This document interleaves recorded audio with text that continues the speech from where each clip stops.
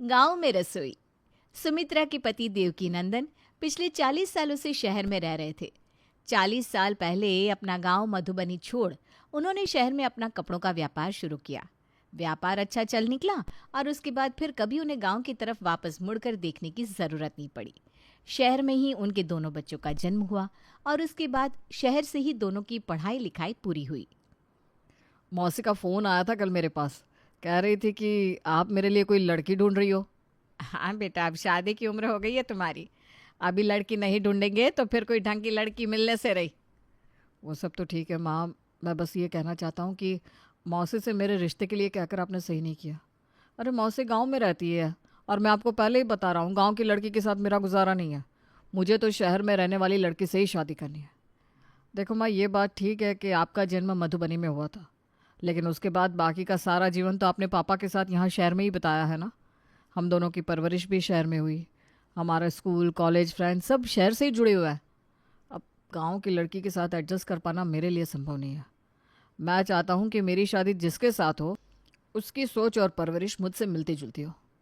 देख बेटा, 40 साल से शहर में रह रहे हैं, लेकिन हमारा खान पान, रहन सहन और जड़ें आज भी मधुबनी से ही जुड़ी है।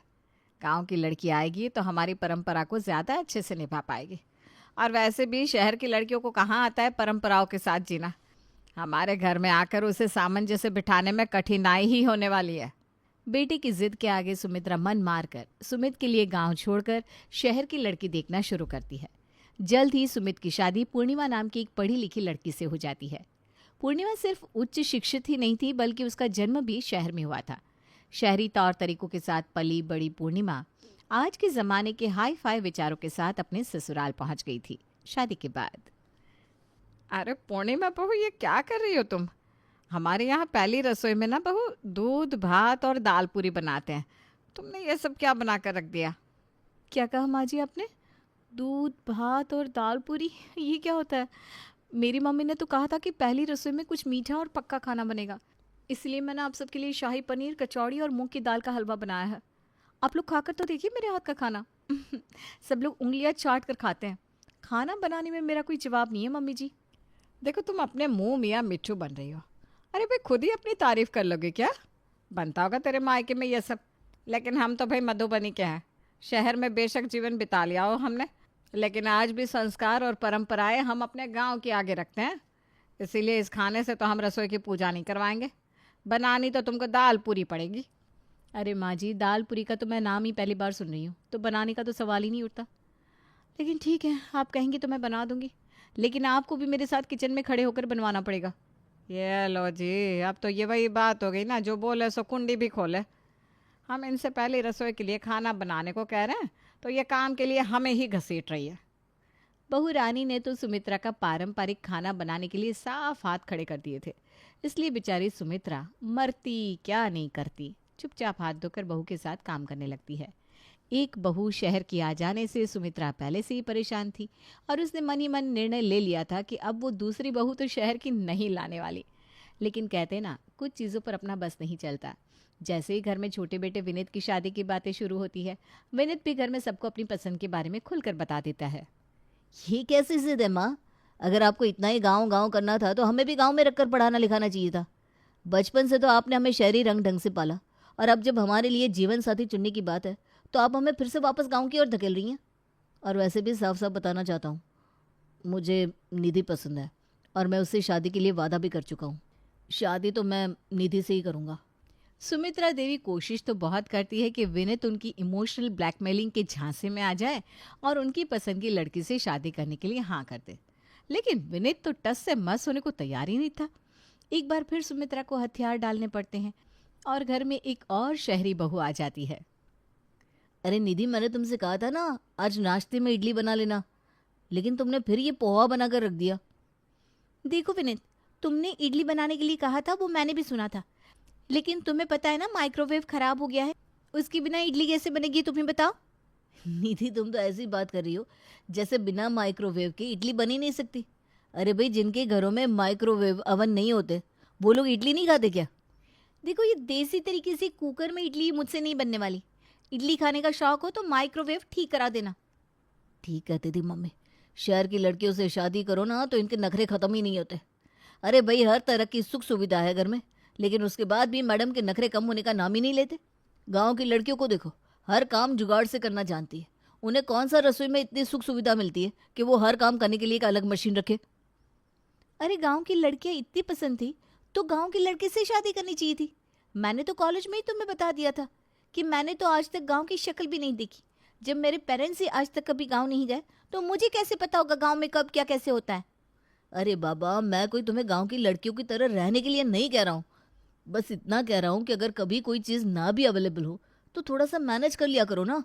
हमेशा सब कुछ अप टू डेट हो ऐसा कोई ज़रूरी तो नहीं। अब क्या, जब तक हमारा माइक्रोवेव ठीक नहीं होगा हम लोग अपनी पसंद का खाना नहीं खाएंगे। मुझे ये सब झंझट वाला काम करने के लिए मत कहो। कुकर में पानी डालो, स्टैंड में रखकर इडली बनाओ, ये सब झंझट मुझसे नहीं हो पाएगा। Very sorry. अरे भैया, क्यों सुबह सुबह अपना और निधि का मूड खराब कर रहे हैं आप? जब उसे माइक्रोवेव में ही इडली बनानी आती है तो क्यों फोर्स कर रहे हैं उसे कि वो गैस पर बनाए? और आप भी एक दिन तो वेट कर ही सकते हैं ना। 2 दिन में आ जाएगा माइक्रोवेव, उसके बाद जी भर के खा लेना इडली।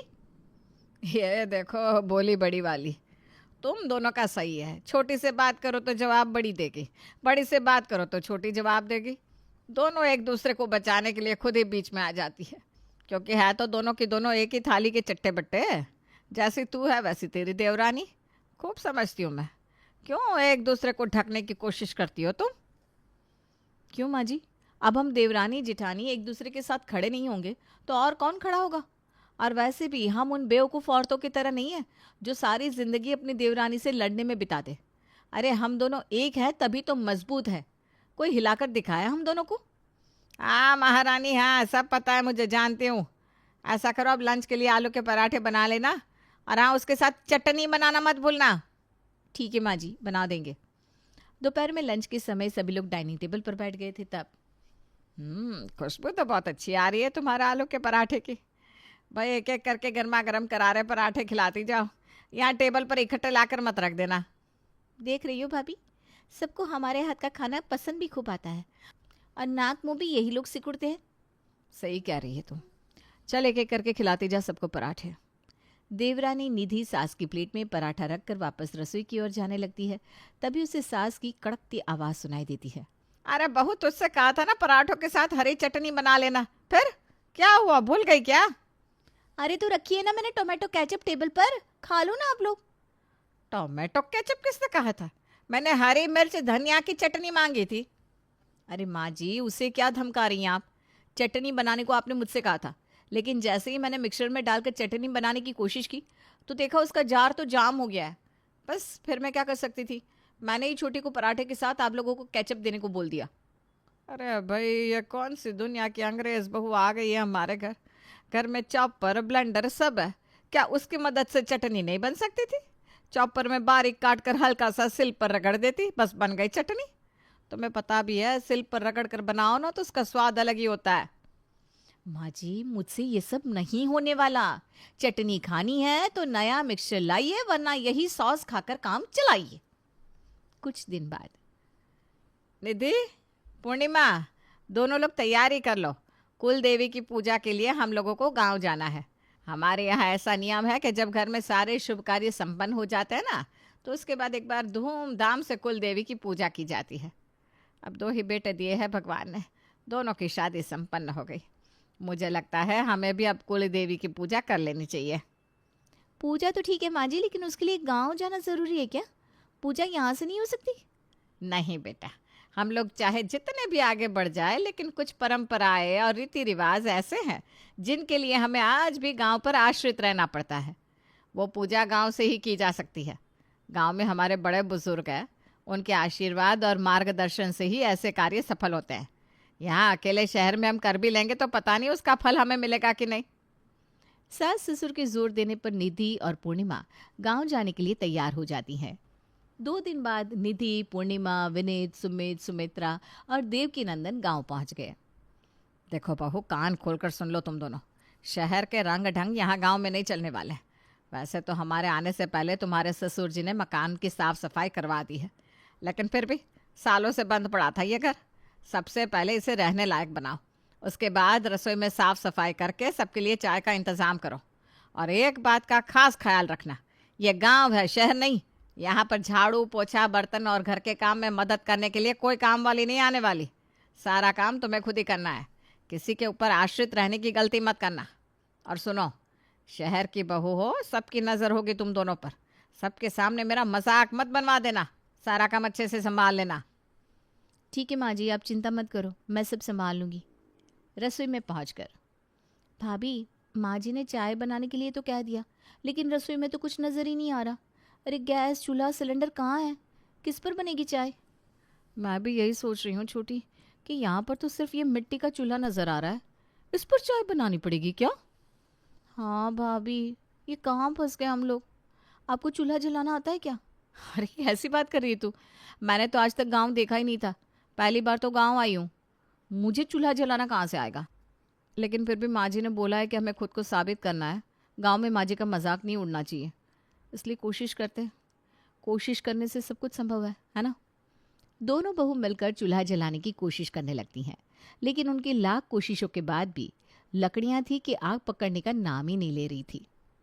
अरे रहने दे छोटी, लकड़ियाँ जलाते जलाते ना मेरी चाय पीने की इच्छा ही खत्म हो गई।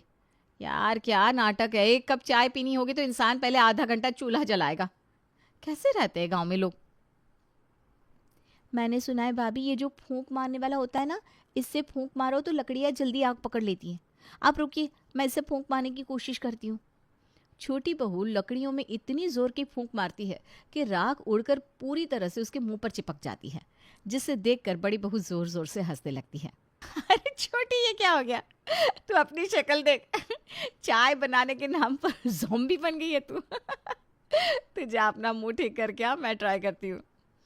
काफ़ी देर की मशक्क़त के बाद फाइनली उनके चूल्हे ने आग पकड़ ली थी। चूल्हे में आग जलने के बाद चाय का बर्तन उस पर रखकर बड़ी बहू पूर्णिमा जल्दी से चाय बनाने लगती है। अरे वाह बहू, ये हुई ना बात। तुम लोग तो पहले दिन ही पूरे नंबर से पास हो गई। चूल्हा तो बहुत बढ़िया जलाया है तुमने। माँ जी, आपको पता नहीं है चूल्हे को जलाने में कितने पापड़ बेले हम लोगों ने। अब आप ये बताइए, चाय तो बन गई, खाने में क्या बनेगा? बेटा, तुम्हें याद है तुम्हारी पहली रसोई के समय मैंने तुमसे कहा था कि हमारे यहाँ कोई भी शुभ काम होता है तो उसमें दाल पूरी और दूध भात बनता है। तो बस कुल देवी की पूजा में भी दाल पूरी ही बनेगी। तुम सबसे पहले दाल पीस लो, फिर उसके बाद कढ़ाई रखकर फटाफट से पूरियाँ उतार लेना। माँ जी, दाल तो मैं पीस दूंगी, लेकिन ये बताइए, यहाँ पर तो बिजली का कनेक्शन ही नज़र नहीं आ रहा। किचन में मिक्सर कैसे चलेगा? अरे मिक्सर होगा तब तू मिक्सर चलाएगी ना। यह गांव है, यहाँ पर मिक्सर जूसर नहीं चलता। मसाले भी हाथ से पीसने पड़ते हैं। ये रखा सिल, इसके ऊपर मुसल से रगड़ रगड़ कर दाल पीस, फिर उसके बाद मसाला भी इसी पर पीस लेना, तब जाकर खाना बनेगा, समझी? माँ जी, मुझे ऐसा क्यों लग रहा है कि आप इस गांव की रसोई में हम दोनों को बस परेशान करने के लिए लेकर आई हो। आप जानती हो ना ये सब नहीं होता हमसे। और आप ये बताइए, ये चूल्हा जलाने से पूरे किचन में धुआं भर गया है। ये धुआं बाहर कैसे निकलेगा? यहाँ पर तो चिमनी भी नहीं है। अरे मेरी भोली बहू, शहर नहीं गांव है ये। पूरा घर कच्चा है तो रसोई में चिमनी लगी होगी क्या? कुछ तो सोच कर बोला करो।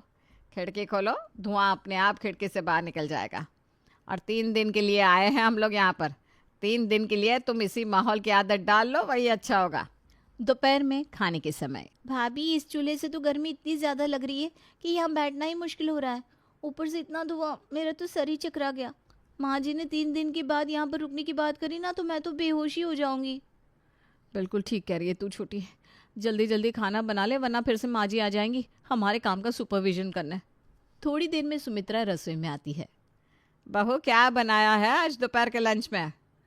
लौकी की सब्जी और रोटी बनाई है माँ जी, और इतना ही बनाने में हमारे पसीने छूट गए हैं। यहाँ तो गर्मी से मेरी हालत ख़राब हो गई है। अरे किचन में तो एक पंखा लगवा दीजिए। देखो बहू, ये गांव है और यहाँ पर पूरा खाना बनता है। पूरे खाने का मतलब दाल चावल सब्जी रोटी चोखा अचार सलाद सब कुछ बनाना पड़ेगा। बड़ी माँ भी यहीं खाना खाएंगी। क्या सोचेंगे वो कि हम शहर के लोग ऐसे रूखा सूखा खाना खाते हैं? चलो जल्दी जल्दी हाथ चलाओ और दाल चावल और चोखा भी बनाकर तैयार कर लो। सास के जाने के बाद, भाभी, माँ जी तो एक के बाद एक ऐसे ऑर्डर देती जा रही हैं जैसे ढाबे पर खाना खाने आई हैं। अरे यार, रोटी सब्जी बनाने में हालत खराब हो गई अपनी, और अभी दाल चावल चोखा भी बनाना पड़ेगा। 3 दिन में पूर्णिमा और निधि के लिए रसोई शब्द का मतलब ही बदल गया था।